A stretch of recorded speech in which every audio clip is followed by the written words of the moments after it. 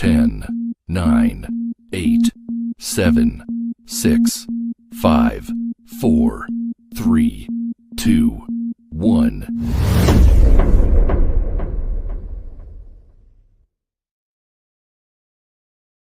Hey, what's going on, Silver Squad? I'm RJ. I'm Gerald. G saw that. I'm Desiree. I'm Dr. J. And I'm Hero Harrison, aka Jake. And welcome to the Silver Site, where we talk all things movie and TV, lights, camera, culture. Today we have a special guest joining us. We have Quanah from Her Real Reviews. Welcome to the show. Thank y'all for having me. Yeah, Woo! thank you so much. So we're going to start with our guests. First of all, what are your overall thoughts? Oh, by the way, y'all, like I said, I'm a little rusty, not gonna lie. We are talking about from season 4, episode 1. We're gonna start with our guest. What are your overall thoughts of the first episode of the new season?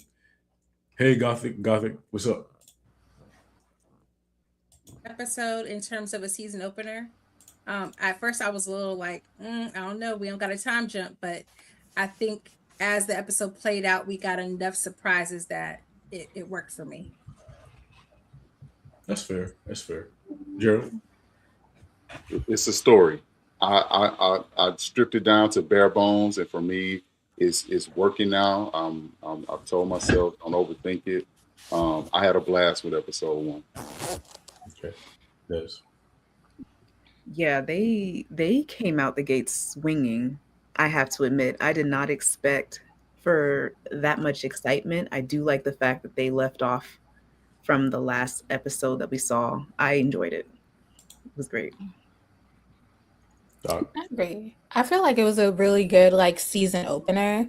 I feel like and even how episode 1 ended, they gave us just enough to be ready to come back for next week. So I liked it. Jay? Y'all are stressing me out with adding more people in this episode, man. But it's getting good. It's getting real good. Yeah, I agree. I think they definitely, the end to me was the best part of the entire episode, because I think that's what had my jaw on the floor. Did not see that coming. Now, and I told you about this, Dr. J. There are people in Facebook groups that predicted that, and I feel like y'all didn't predict that. Y'all had screeners and you came back to the group to try to get some clout, because there's no way anybody saw that coming. I didn't see that coming. There's no way. Yeah, you couldn't have guessed that, because what happened in episode 1 with the man in yellow, that's a whole new superpower that we didn't know anyone in Fromville had, right? Yeah. No one has ever shape-shifted before. So to assume that the man in yellow would turn into the woman in plaid, there's literally no way. I've seen those too. I literally saw somebody post, after the post you sent me, RJ, there was somebody that posted but what if people start to shape shift randomly? I was like, Yeah. From doesn't have no one has ever you showed are a any liar. super- Right. Hands on fire. Right. Listen, No. I kind of feel like from one thing they haven't done is shown anybody with real supernatural powers. I mean, Julie being a story walker, cool. It was hinted, but she's not a magician, right? So to see, and even, dang, I'm trying to remember. Okay, I won't say that, but even to see just the shape-shifting format of it, I'm just like, sir, how did you do that? What are you really to even be able to do that? And now the question is he more powerful or stronger or whatever than Smiley? So I think he is. I think what it is. I think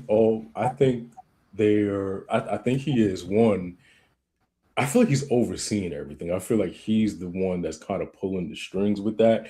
And if you notice in very early on when he was talking to Julie after he killed Jim, he said, "When did you come from this time?"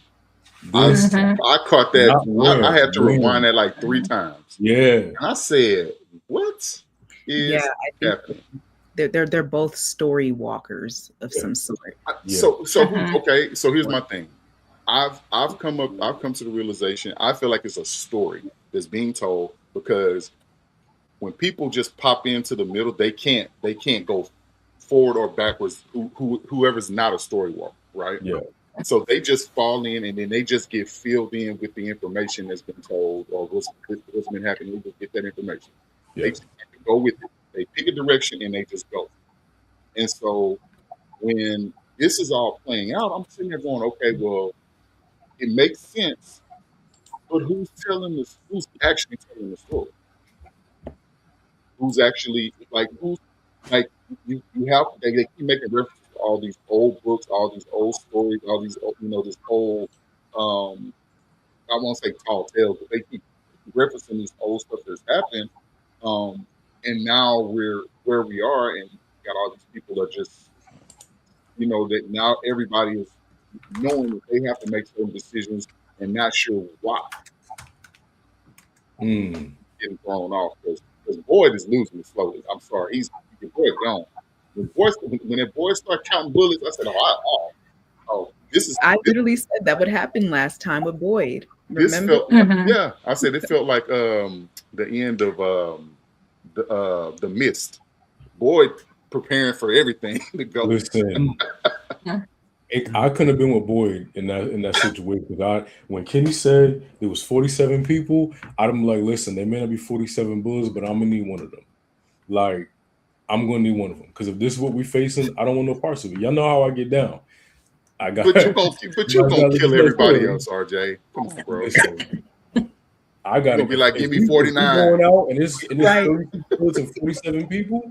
I don't know what the rest of y'all gonna do. He gonna start finding shoelaces. He gonna start strangling people. He gonna be like, look, I just need to make sure I got enough to get all y'all out of here. You ain't off for yourself first. No, you're not. Yes, I am. You already told us you leave us. You told us see. So I told y'all that last week, right, Jay? When we were on here talking, I said if I was Tabitha and I got out, y'all wouldn't have to worry about what happened, because y'all would never see me again. See? So he taking the bullets. That's the only exception, though. RJ if I was Tabitha, if y'all were Tabitha, would you really come back? I would have just, maybe found a new husband and kids. I would have walked the rest of my life. It had to be a mom, because only a mom is going to come back. If it was a dad, he would have been like, "Man, I'm so sorry. R.I.P. first family. Let me go make a new family." But that also depends on the hero complex, because some men got the hero complex. So I don't. Guess who don't? Boyd would have came back. We know, RJ. We know. Guess who doesn't have a hero complex? Jim. Oh yeah, that's right, because you're dead. He's gone. Jim didn't deserve that though. Like Jim really. Yes, y'all really feel like Jim deserved to get his whole Tabitha do, because Jade is on it. Go on ahead, Tabitha. Dr. J about to go in for her guy. No, she going for Randall. That's Randall number one. Jim, I give him number 2 now that he's gone. You don't realize you miss somebody until they're gone for real. So I feel like Jim is like a good number 2. Like he really didn't deserve that. I feel like Jim died because of Tabitha, based on what we've seen on episode 1, right? Really? Because remember how season 3 ended? Like Jim was trying to talk to her, and Tabitha's like, "I need to go. It's just too much." I was like, "Girl, the whole Fromville is too much. Like it's been too much." But like she brushed him off and left him in the woods by himself, essentially. I mean, I feel like he could have had a choice to go back, but I mean, I see what you're saying, like in terms of. And the knowledge is power, or what was the quote that they used? Knowledge is power, or knowledge comes with the price, or something like that. Yeah. Exactly. Yeah. Like they had to take Jim. They couldn't take I don't think any other character would have hit as hard as Jim. They couldn't have taken Julie because her storyline hit hard. But Jim was but he wasn't staying in his lane, I think. And that's where I think it happened. Just like you think of Dude, remember when Dude tried to go through the tree and he ended up in the pool? Anybody who does something that don't line up with their path they're supposed to be on, whatever that is, I think that's how they go. And I think the man in yellow was like, "Hey, bro, it's up for you because you it playing had to be games now." somebody connected with her because she was the one who wasn't obedient. Wasn't being obedient. They was like, stop what you're doing. You're doing too much. Yeah. And it was like, we're gonna take one of these. Mhm. They can't take Julie, I guess, because now we know she's a story walker, so they can't really take her maybe out the game like that. At least maybe not yet. But I think her character is, somehow, some way, I obviously don't know how, but I know her character is substantial to the plot in some form or fashion because she's been in every iteration of everybody's purview of the story. So she threw the she's been in all. She's had every conversation with like all these pivotal characters. So I think that's the main reason they didn't take her. I brought this up last week on the show. If y'all remember episode 1, when they first got to town, when they were running into Colony House, the funky Colony House, one of the monsters had stopped Julie and was like, "Julie, hey, remember me?" And she was like, "Well, I don't know you. I've never been. I don't know who you are."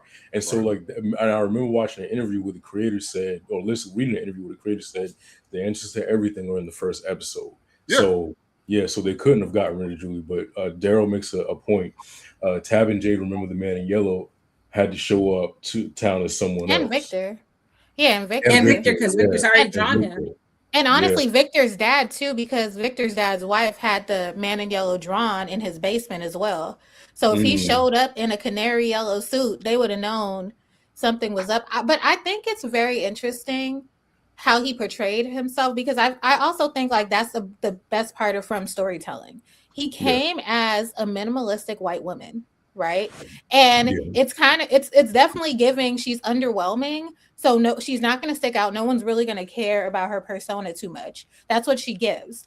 But it's just very interesting. I don't think if he would have switched to like another version of a man, I don't think the man in yellow would be able to accomplish what he's going to accomplish, because he just came as somebody that's very unassuming.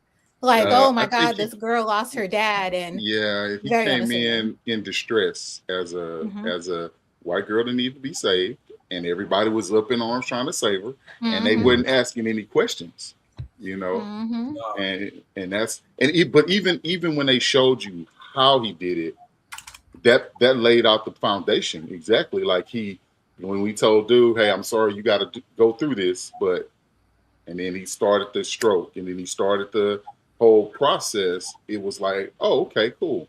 They're not asking any questions because she's hysterical.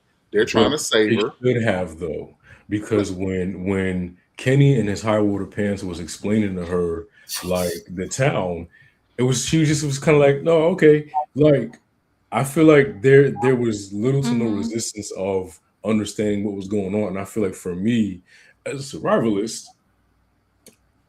that just kind of is like, you believe us? So that goes, but that goes back to the Supernatural show when werewolves get introduced to a show with vampires, they're like, there's no such thing as werewolves, they're a myth. So like, you know what I'm saying? There was no resistance to it. But they can't. But she came in, like I said, in distress. That I think they were, in a sense, bending over backwards to try to make her comfortable. So as they were explaining, I think the idea was just trying to get her the information to help her along her own mental journey at that point. I'm not saying it is, it's not beyond belief. I just feel like the way it played, it made sense how the story was playing, Yeah. I mean, if you think about it, like RJ is right about her just being accepting, because even when her dad died, she basically said, if it's God's will. I was just like, how did you go from crying to be like, well, if that's what has to be done, it has to be done. Like, there was not a lot of mourning there. And every other person that's come into town, they've done one of two things, right? They've either done the loop around the town, around and around, until they're able to leave, to think they should be able to leave, even though they can't. Or they've had 1,000,001 questions. Like, if you, like, think you just get dropped into Vidor, Texas, and someone's like, you can't go out after dark, and you know nothing about Vidor, Texas, you don't be like, well, I can't go out after dark. It was kind of just like land out here or something. Like there was no question. Yeah. Like, oh yeah, okay. Like what? Okay, I'll just say it felt like one of those things where the plausibility lies in what we know as an audience As know. an audience. And this person, and I'm pulling a Desiree now because she's had to talk me down off the ledge a few times on overthinking certain stuff. But I think it goes to the plausibility of that thinking and saying, why am I going to start questioning stuff at this point? Because now my dad is dead anyway, and these people are trying to at least help me. I'm not. She's playing a role. But she's playing a role. Right. Yeah. She's playing a role. But that's my point though. She ain't been through nothing to not question it. I could see if she was in the town and saw monsters and cicadas and all this other stuff. I would understand her like not questioning the new supernatural thing. But I'm coming from the real world, so fresh off coming out of like society. But that's on them. But that's on them for not picking up on that. Yeah, I think it's more so you questioning Kenny. She's not questioning it because she's trying to like just kind of fly under the radar now, or he, at this point trying to fly under the radar. I'm so it's them not picking it up. Now, Gerald, I'm surprised you haven't complained about one thing. So when they were getting them out the car and all that, so I told Des about this, and you know how they use the winch to try to get him out. So I know they were trying to yank the door off. I mean, that makes sense, but I did not see them even attempt to try to get like the back side. I'm like, why didn't y'all just get the back door open? I'm gonna be honest. Lean him back and then pull out the seatbelt because nothing was wrong with him. Well, I mean, but still, I'm like, why would y'all go through all that trouble? You could have just unlocked. That was the first thing he clocked. I was like, you know what? That's a good point. So I said that to myself, and I immediately just said, you know what? This is TV, man. This is TV. I just left it because I've seen too many episodes of 911. I've seen too many episodes of ER. I've seen so many episodes of all these rescue shows to where I've said, you know what? I'm not even gonna do it. I'm not gonna do it. Like they made it such a point. I had to say that. No, it makes sense. Trust me. When he started trying to do the crowbar, I was like, really? The crowbar? Oh, there's a winch just here now? Oh, right. Okay. Huh. Oh, okay. Yeah, and that too. I was like, well, I mean, that's cool. Dude was like, this winch. I said, make it easy on yourself. Right. The winch was just Julie thirsty ass when Randall was like, "Oh, I'm gonna help," and she ran over there like, "Ma'am, calm down." That's bad. Come on now. You know they've been having a thing going on, but Randall's not feeling it. But I feel like Julie been most girls. I can help. Shut up. Randall in that scar. He's in that why so serious era. Yeah, he is. Now, Quanda, who's one of your favorite characters and who's one of your least favorite characters? Yes, we need to know this. Wait a minute, hold on. Before you answer, let me hover over. Okay, all right. Your thing. Okay, go ahead. Oh boy. I'm putting you on blast.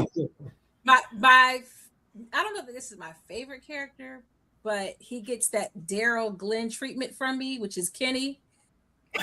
Oh no! Oh, she's about to go off.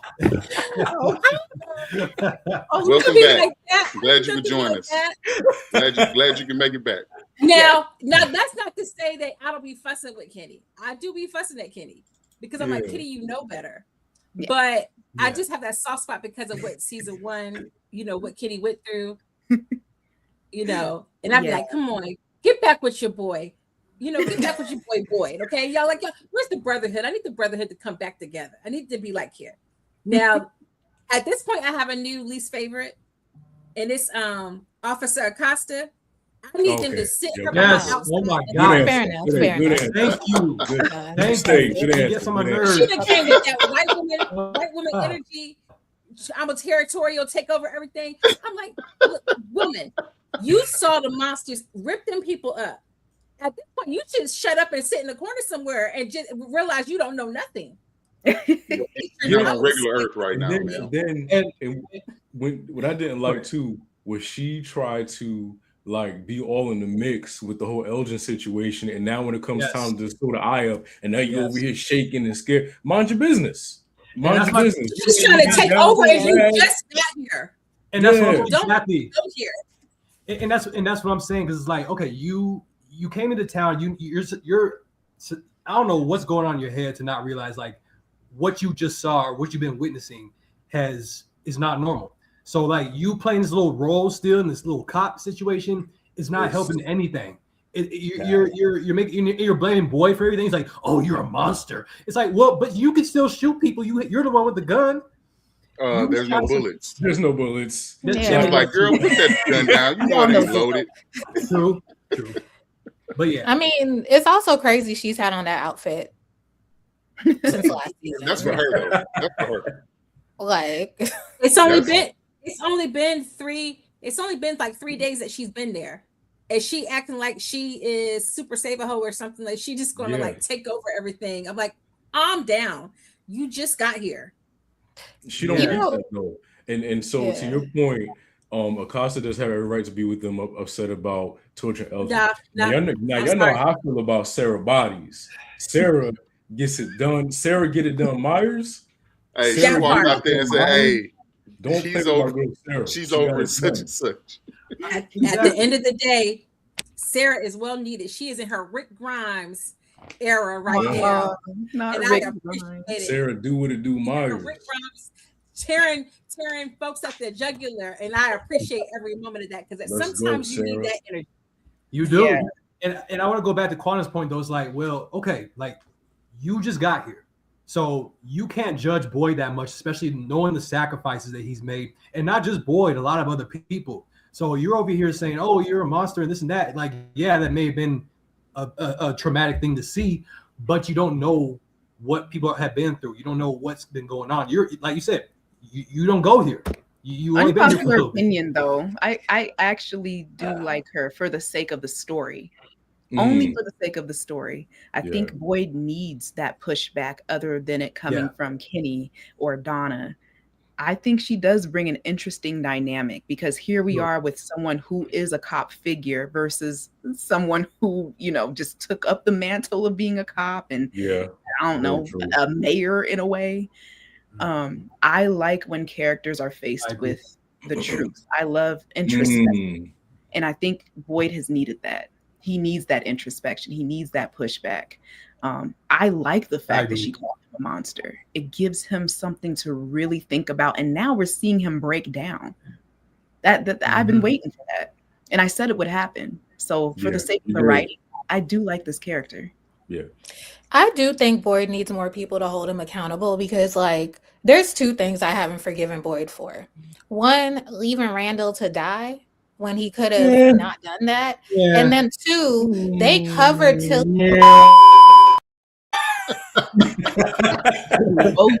whoa there. And two, they covered Tilly's death up and then to protect Fatima. I did not like that. And I say that covering because... up part was not messed up. Huh? What was that? Oh, the covering part was messed up. Yeah, sorry. Yeah, I didn't like that because honestly, he only did that for Fatima. If it was anybody else, he wouldn't have definitely wouldn't have taken that approach towards it, right?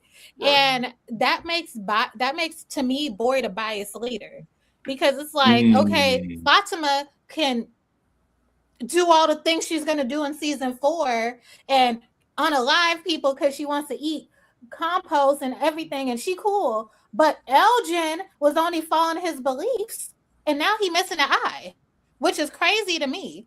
Like, I feel like she should have been in the box. She should have went to the box. She went to the box because if Boyd had season 1 energy, she would have been in the box. That man was out there drinking, having him a little drinky drink. He didn't tell his daughter to open up no window. Why he had to go in the box? Because his daughter opened up a window and he was having a little drinky drink. Like, Boyd is not wait a minute. Season 1 energy. Okay. That's valid. I'm saying, and I'm like, if you're going to lead, at least lead fairly. And if you're going to be a biased leader, don't be so loud about it. Like, you left Randall to die. You left Randall to die. I think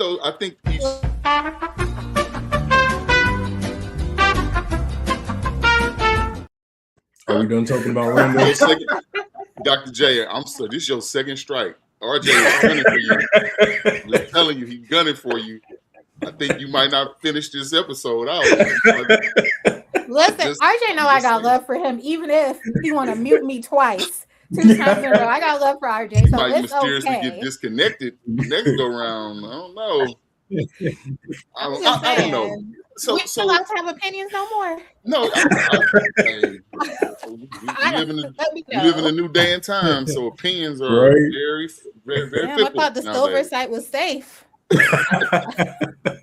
But I will say this though, we may have a dictator in our hands. Boyd follows a lot of old school kind of patriarchal rules that if you break those particular set of rules, those codes of ethic, like we go back to what Frank, you left your family, you didn't protect them, you got to go in the box. But we have Sarah's still around and kicking it, because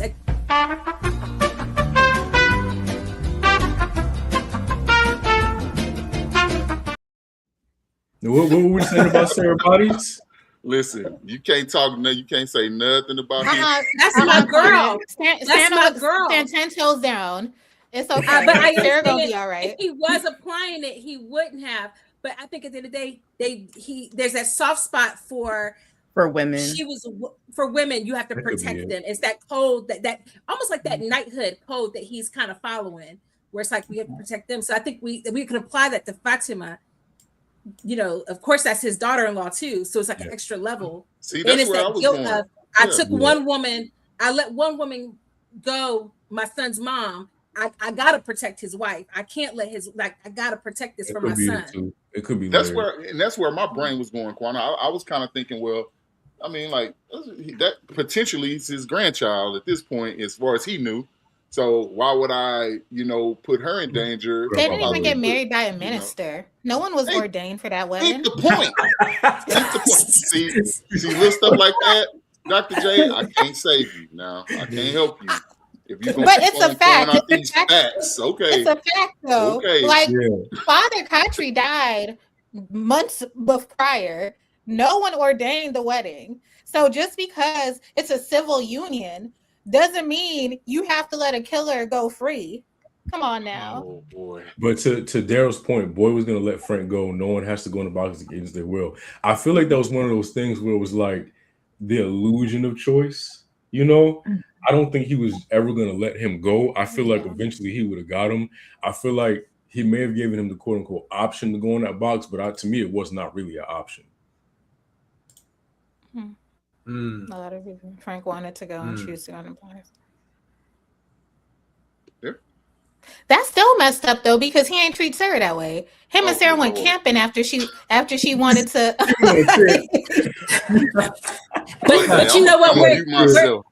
We're ignoring the elephant in the room, which is also, as much as I hated that it had to go down with Elgin, because I hated it for my brother. He's still kind of new. He's not really hardcore part of the family. He ain't really part of the family like that in the same way that everyone else was. So I think that's also like he was a little bit more expendable because he was newer. If it had been Donna, I don't know that they would have did that to Donna. It might have been a different conversation. It might have been like, well, we got a little bit more time. Let's try to see. Come on, Donna, work with me here. I think he was a little bit more expendable. Yeah. Could you imagine if it was Donna? Somebody needs to be able to tell those nasty folks to clean up at Colony House. Somebody. I know Colony House stinks. They got to. They got a washer and dryer there? I ain't never seen nobody washing. It just looks like whoever lived there smoked for like 40 years. It just it doesn't look good. People be hunching in the living room, and it smells like cat. Oh yeah. Do they? Oh yeah. Well, I know remember that one time they was hunching in the living room. I never forgot that. It's like, I forgot about that. I don't even remember that scene. Which is yeah, I don't even remember that. It probably smelled like ass and corn chips in there, but I'm it is what it is. You couldn't pay me to stay there. No, I wouldn't. You couldn't. No, give me my own little house, little abandoned house, and I'm good. I do for what it's worth, though. I think Boyd is slowly unraveling, though. Yeah. I think all the stuff he went through in season 3, between seeing like all the stuff he had to see, all the things he endured. Then when he just lost it and went out there like, my blood is your blood, and he got Parkinson's too. Bro, gone. Yeah. Parkinson's, they forget about that. Like, is he cured? No, he's not cured. He still got Parkinson's, and I think he got too many other things going on for his body to even remember he got it right now. Mhm. They're treating him like Annalise Keaton right now, and that's him. Yeah. It's like it's too much weight. Yep. And then he's struggling. He basically suffering in silence. Yeah, he's suffering in silence. Or have Kenny in there trying to talk to him, and Kenny don't be knowing what's going on half the time either. Kenny never knows what do we do? What do we do? Right. I had grace for Kenny. I be feeling bad for Kenny because he didn't deserve how his dad died is crazy. That was sad. Like Sarah should have never seen the light of day for that. But go ahead. My hands are here. Go ahead. We're good. Did you literally stop mid-sentence, Dr. J? Look. Oh, I was anticipating it. I was like, okay. I do agree with Dr. J because even my point when he me off the little fragile, white woman treatment, while everybody else is losing eyeballs and going in the box and it shouldn't be any different for her. They're her staying town after what happened with Frank. Yeah. Sorry, hold on.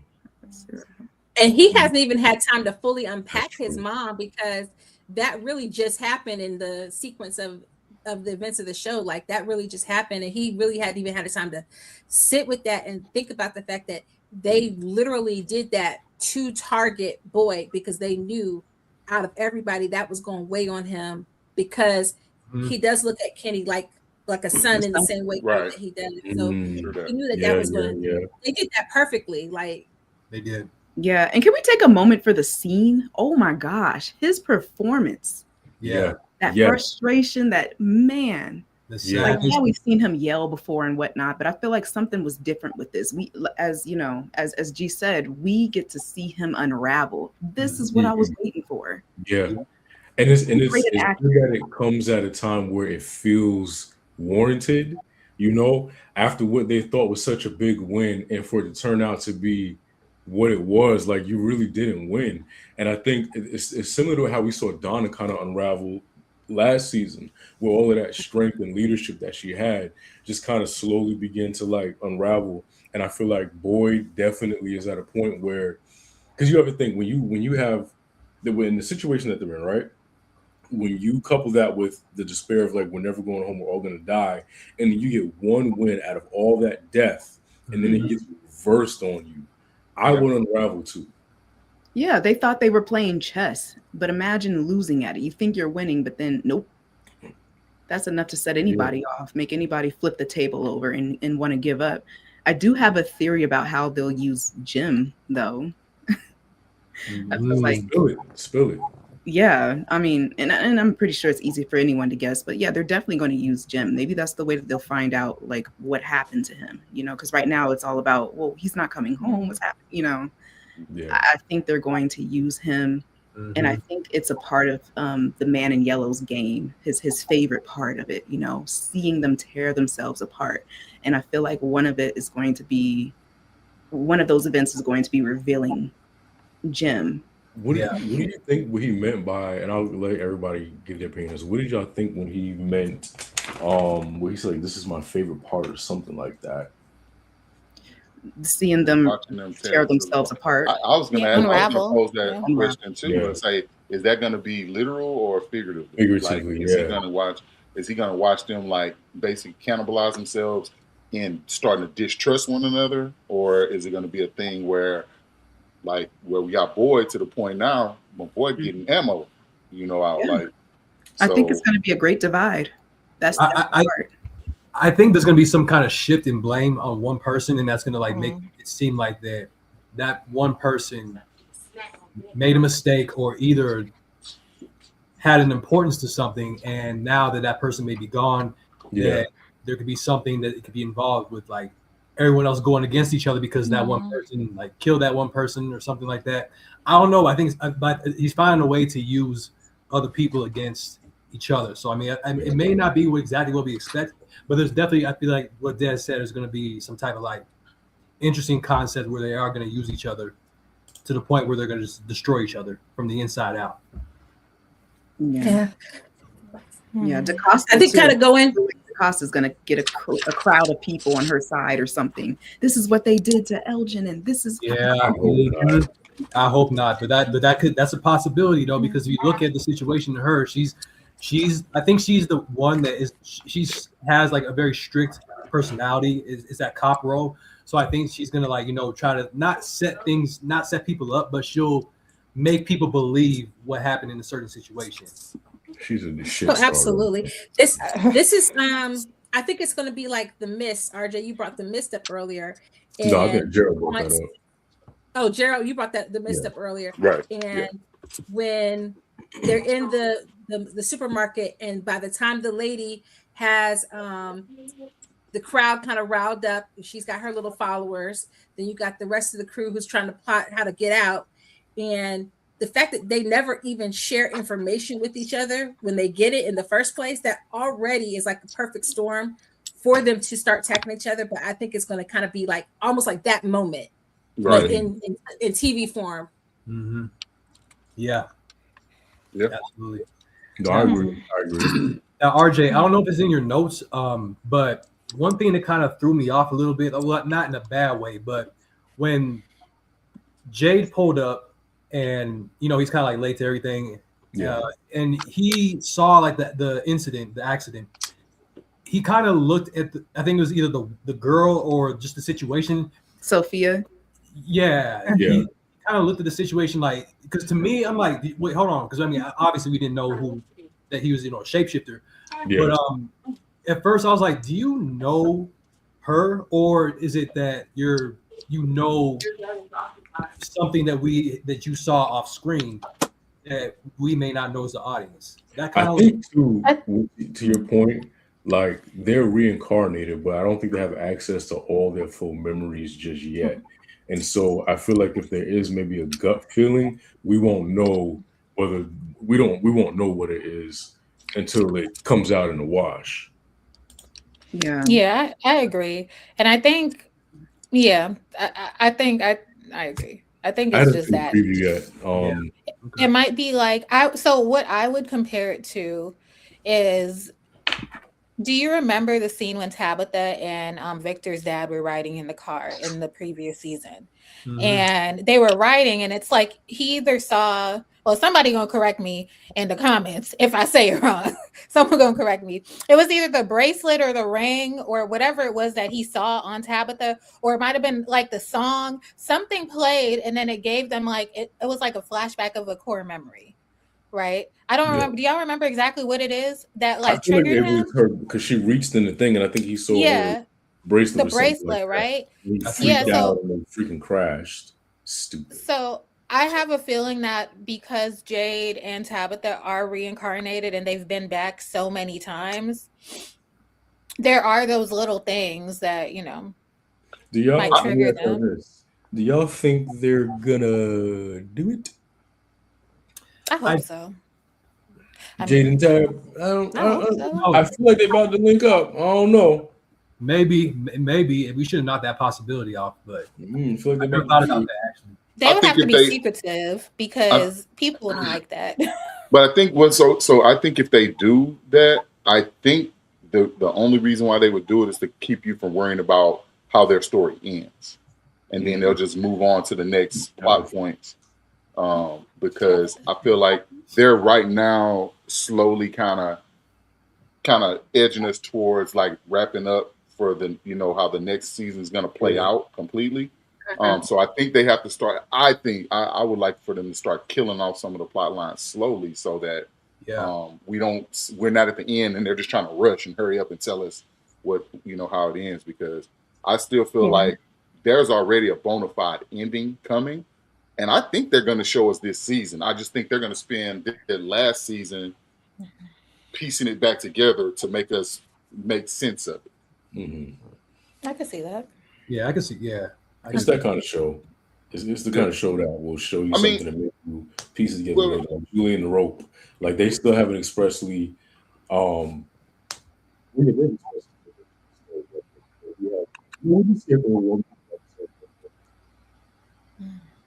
Because deep down, has remembered. So my question is her past gonna remember Jade? Because Even oh, never mind. Is she gonna remember Jade? That's what I want to know. I was about to say something. Yeah. Whoops. By the way, I was so excited to see Jade. Y'all know he's my favorite character. Yeah. It was so nice to see him. Like, oh, finally, some sense. He got the most sense out of everybody there. And I'll give you that, Des. I hated Jade when he first came because he was such a jerk, man. Like Jade was a jerk. But you know, he turned around, unlike another character who we shall not name one here. Oh, Clandle. Clandle hasn't done nothing. yeah. Wow, that's It's crazy. God. I could have sworn that I'll wait till the season play out because Right. I'm coming with a Randall shirt next week. Oh my my God. I am curious to see what they're going to do with Elgin. I think that's a good point that Donna made. What are we going to, So do you guys think that Elgin, I'll go around. Do y'all think that Elgin is gonna like suffer any kind of consequences for, basically leading to Fatima being kidnapped in that little room? I don't think so. I think what happened to him is enough consequence. yeah. I think so. I think he's gonna be like a wounded puppy the whole rest of the way. Yeah, maybe they'll monitor him at best, but I think Elgin might sacrifice himself eventually for something, Maybe. Or Boyd could sacrifice himself since he's a leader. I've been waiting for that. Yeah. I know he's But that really can't happen until the end, though. So Well, you know what? The last You know who episode, we right? give too much They're grace not doing to? Game of Thrones with this, I think. I was like, we give too much grace to Boyd's son. He ain't do nothing in 4 seasons, for real. I've been So saying- if anyone, Well, yeah, Boyd's true, son hasn't true. done nothing. No. That's true. That is true. Maybe I would maybe give he's that- mantle. You good, Daryl? Sarah's where she need to be. Yeah, top 5. Easy. Okay. Easy. We'll just keep her on a speed Yeah, dial agree when we with need her. Speed up. You need her. But I Just think in case. Elgin is going to be important because whenever you have a character lose sight in the midst of a show, or that character basically becomes like blind Tiresias in Greek mythology, like they become a sage or they become a truth seer, there's going to be something that he will be able to see. And I think once he recognizes fully that he's being manipulated by the creatures, then he can actually like say this is what I'm seeing. So they won't be able to see it, but he will. Yeah. Kind of like Bran from Game of Thrones. Yes. Okay. Yeah. Yeah, no, that's exactly what I was kind of thinking about too. Because I'm like, maybe he can see something that no one else can, and maybe he'll guide them to more of the truth, or like to another part that is missing in this whole plot story. Yeah, I don't think his story is over. Yeah, I no. think there's so much more to him and the things that his grandmother was saying, and there's still so much more to know, I think. Yeah, but They get you spent an so much iPad. time building him up. Like when he first got there in season 2, they spent so much time building him up that I doubt that they kind of like leave his character to the wayside. Yeah, I don't think. Same. Yeah, I agree, Daryl. I agree, Daryl. Yeah, It's literally like that, like in Buffy when Xander gets his eye taken, like the one who has the ability to see something on another level that we haven't actually seen yet. Yeah. They have to lose that sight symbolically. They have to lose their actual sight so they can continue to see in the spiritual. Yeah, something else enhances. When you lose something, you gain something else. yeah, And exactly. he sure could use some insight because he sure was wrong. Like the voice definitely got to him. Yeah. But then I can't blame him too much because that man genuinely believed that that's how they all go home. That lady was torn. Elgin couldn't even take a bath without that lady popping up. So I see where he messed up at, but I can't necessarily say that I wouldn't have thought the same thing. I mean, I wouldn't be in a predicament because as soon as I found out that we can't go home, I know you would have. Tallest tree.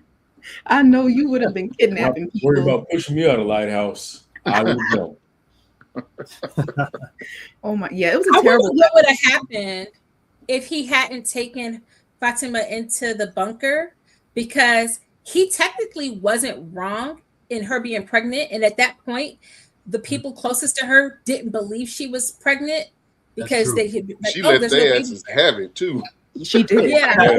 So Yeah. I wonder if she had baby Smiley up at Colony House, like would they have been able to kill everybody in Colony House? We really don't know what would have happened if the monster had she had burned in baby daylight. Smiley away.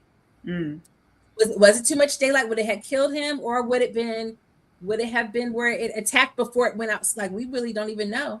That's a good point. Yeah. That's an interesting theory, because technically baby Smile is born in the day, but he emerged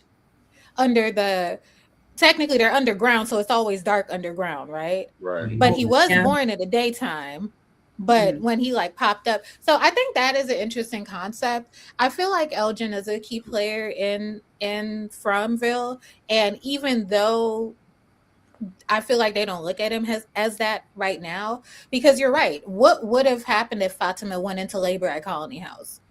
I didn't see no doulas there. So who was actually going to deliver her baby? Well, and when you see a great doctor, apparently she knows how to do every specialist. She knows how to do, like, Christy gets on my nerves. I don't know what it is. Like in normal life, I would never like Mariel more than Christy, but in Fromville, I like Mariel more than Christy. Oh, interesting. It's the haircut. When she get to the haircut, I was it like, might be. Yeah, it might be the haircut. Interesting. Yeah. I don't know. I like this episode. I think that this was a good start to the new season. I feel like we got a good kind of like reveal sort of way. And for me, I want to say we'll go with what we liked. One thing I liked was that we got. Hold on, wait, because I want to make sure. Sorry, because I've seen everything and I don't want to say anything. Let me think. Y'all say. I feel like I was about to say something I should have said. Yeah, go ahead, because they're running together for me. Let's see. What did y'all like? I did like the transformation. That was pretty player to me, in itself, because I think now I found it interesting that that suitcase was buried, because obviously he knew where it was the whole time.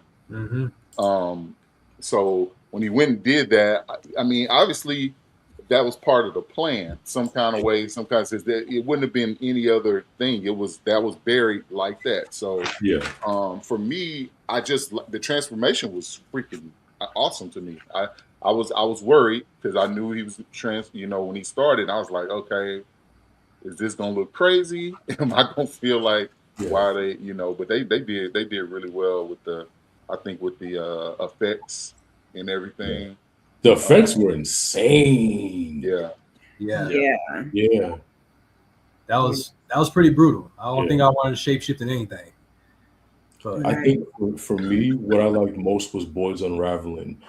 That's probably my favorite part about it, because that brings it to a whole new level when your leadership is falling apart. I agree. I would have to agree with Boyd's unraveling, because that's what I've been waiting for. I knew he couldn't go on forever trying to be the hero, trying to save everyone. He's in a position now where he needs to be able to save himself, which is his mental. I've been waiting for this, and I'm glad that we finally got to see it. And the performance alone was just amazing. Yeah. That's fair. I think those scenes that you guys mentioned, I think those are all like the best scenes in this episode. But still, for me, I think it was just how Jade left us with so much curiosity with that stare that he had in his eyes. Because I'm that type of person that's like, I don't like to figure things out immediately, but I like to read body language too. And just seeing how Jade kind of was like, he left you with so much curiosity that it's like, what's going on? Like, what's going through your mind right now? Because like you can see it, but you can't understand it. So I kind of like that part, even though it wasn't like this, it wasn't impactful as everything else. I would say it still left some wonder to something else that could happen with him in the future. Fair. So is there anything that we thought could have been better or that we didn't care for? The door. anything. I think they hit it out the park on this. The car door, man. Okay, yeah. It bothers me. It bothers me. It does. That was bugging him. He was like, "Why are we spending so much time in the front when we could just go to the back?" Not only that, they ended up just letting the seat back too for her. They did. Yeah, they ended up just like letting the seat back after That's all what I that. said. They had the Bible on the girl neck and everything. Like, let I was wondering about why they put the seat back. That's what I thought too. I'm trying to fit a dang square into a circle. I'm like, all right, whatever. I'll let him go. Man, maybe it was distress. I don't know. Maybe the EMT did die when they showed up in the ambulance, so the EMT person never made it. So that's true. Yeah, but that's no. I mean, that's not like a major complaint. It's just that I'm just like, why didn't you make it easy on yourself? But that's it. Yeah, it was a little bit hard to suspend the belief on that one. Yeah, but whatever. I don't think if they would have just pulled on the back door and be like, "Oh no, it's stuck." I feel like I'd be like, "Oh, okay, cool." You know? Unlock switch something. I don't know. Yeah. The child lock is on. The child lock is on. Something, but yeah, nothing. Yeah, that's my only complaint. Yeah, that's really my only complaint. So before we get out of here, let's go around and give it a 1 through 10, and we'll also do predictions after you give your rating. We'll start with our guest, Kwana. 1 through 10 predict for next episode or the season rather. 1 through 10, and do I get a decimal? Yeah, absolutely. I'm gonna give it an 8.7. Fair. Okay. Gerald. 8.5. I was about in the same ballpark. Okay. Des. Yeah, I was gonna say 8.5 as well. I think the same. I'll say 8.5 for season. Yeah, I'll say 8.5. Okay. And Jay? I think I'm gonna give it an 8.9 because there was a lot of emotion. It was filled with so many surprises. And I think this episode really got it. Just there's a lot of suspense. So I'm gonna give it 8.9. Okay. I'll say. I'll give it like an 8.5 as well. I feel like it was a strong opener for the season, especially given where we left off. I enjoyed that we didn't get all the answers in this one. We got a reveal, but we didn't get, other answers. So I definitely enjoyed this episode. I'm not gonna give any predictions because I've seen up until episode 8. And so it'd be unfair for me to be like the liars on Facebook who make predictions when they've already seen the episode. Y'all didn't even know. Y'all didn't know. Yeah, you already know. So, but if y'all want to give predictions, y'all can. So you said you weren't going to give a prediction. I won't. I technically wasn't going to give a prediction either. More than I'll say this. I feel like episode 1 set the bar pretty high for the season. So I hope that we don't get a lot of letdown / filler stuff because I feel like they set enough breadcrumbs for us to really keep biting on them, honestly. So I really hope that they keep the momentum going.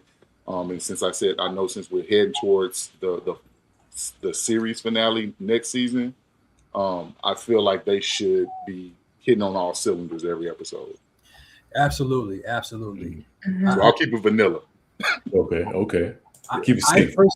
I personally think, I want to be wrong. I don't want it to happen, but I do think maybe if not the next season or by the end of the season, I think something's going to happen to Kenny. I think Kenny might die. Okay. I pretty much gave my prediction in regards to, regarding Jim and how the monsters will use him, how they'll find out that he's, gone and what that's going to do. Yeah. And how it's going to also be interwoven in this, theoretical great divide. So that's my theory. Okay. Yeah. So it sounds like overall we have a good review of the season opener. I definitely enjoyed it. I can't wait for you guys to see. I can't wait to talk with you guys. about everything that happens this season. So we will be here weekly. But before we get out of here, Quana, let everybody know where they can find you. You want to plug your socials and all that stuff before we get out of here. Thank y'all for having me. I had fun.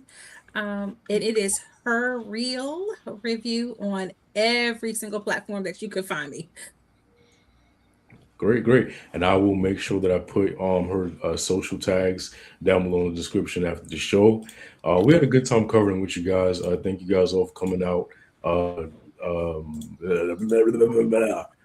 Daryl, Gothic, really appreciate y'all stopping by. Can't wait to see you guys again, same time, same place next week. With that being said, thank you guys so much. We'll see you around later days.